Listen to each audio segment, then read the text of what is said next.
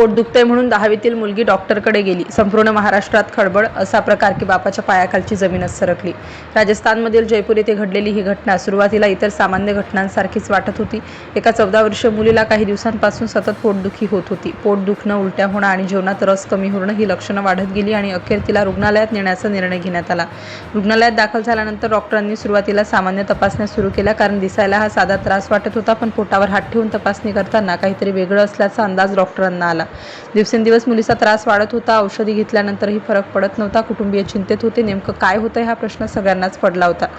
यानंतर डॉक्टरांनी अधिक तपासण्याचा सल्ला दिला. काही स्कॅन आणि इतर वैद्यकीय चाचण्या सुरू करण्यात आल्या. या तपासण्या सुरू असतानाच वातावरण आणखी गंभीर झालं. तपासणी अहवाल समोर आल्यानंतर डॉक्टर काही क्षण शांत झाले, कारण त्यांना जे दिसलं ते साधं नव्हतं. पोटामध्ये मोठ्या आकाराची काहीतरी रचना दिसत होती. ही रचना नेमकी काय आहे याचा शोध सुरू झाला. सुरुवातीला काहींना वाटलं ही साधी गाठ असेल, काहींना वेगळ्या आजाराचा संशय आला. दरम्यान मुलीला खाण्यापिण्याचा त्रासही वाढू लागला. शरीर कमकुवत होत होतं. परिस्थिती पाहता डॉक्टरांनी पुढील निर्णय घेण्याची तयारी सुरू केली. कुटुंबियांना परिस्थिती समजावण्यात आली. अजून निश्चित काही सांगणं शक्य नव्हतं, मात्र काहीतरी गंभीर असल्याचं स्पष्ट झालं होतं. अधिक तपासणी केल्यानंतर एक गोष्ट स्पष्ट झाली. पोटातील ती रचना साधी नव्हती, ती खूप मोठ्या प्रमाणात वाढलेली होती.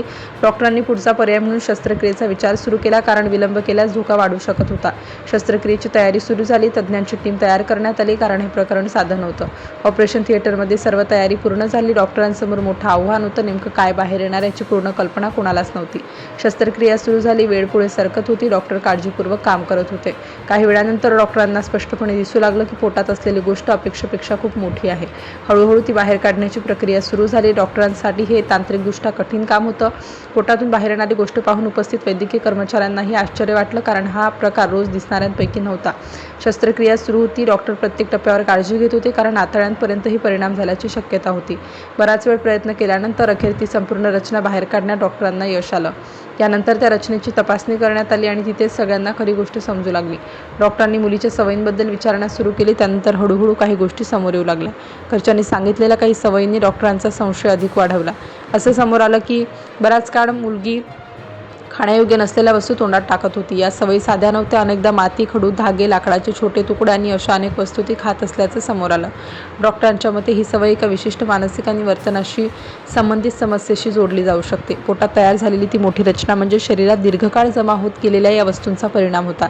शस्त्रक्रियेदरम्यान बाहेर काढलेली ती रचना तब्बल 210 मिलीमीटरपर्यंत वाढलेली होती आणि ती पोटातून पुढे आतड्यांपर्यंत पोहोचली होती. वैद्यकीय भाषेत या प्रकाराला एक विशेष नाव दिलं जातं. ही साधी गाठ नव्हती, साधा आजार नव्हता. शेवटी डॉक्टरांनी स्पष्ट केलं की मुलीच्या पोटातून बाहेर आलेली ती मोठी रचना म्हणजे ट्रायकोबेझोवर प्रकारातील गाठ होती, जी दीर्घकाळ खाण्यायोग्य नसलेल्या वस्तू खाल्ल्यामुळे तयार झाली होती. सध्या तिची प्रकृती स्थिर असून उपचार सुरू आहेत.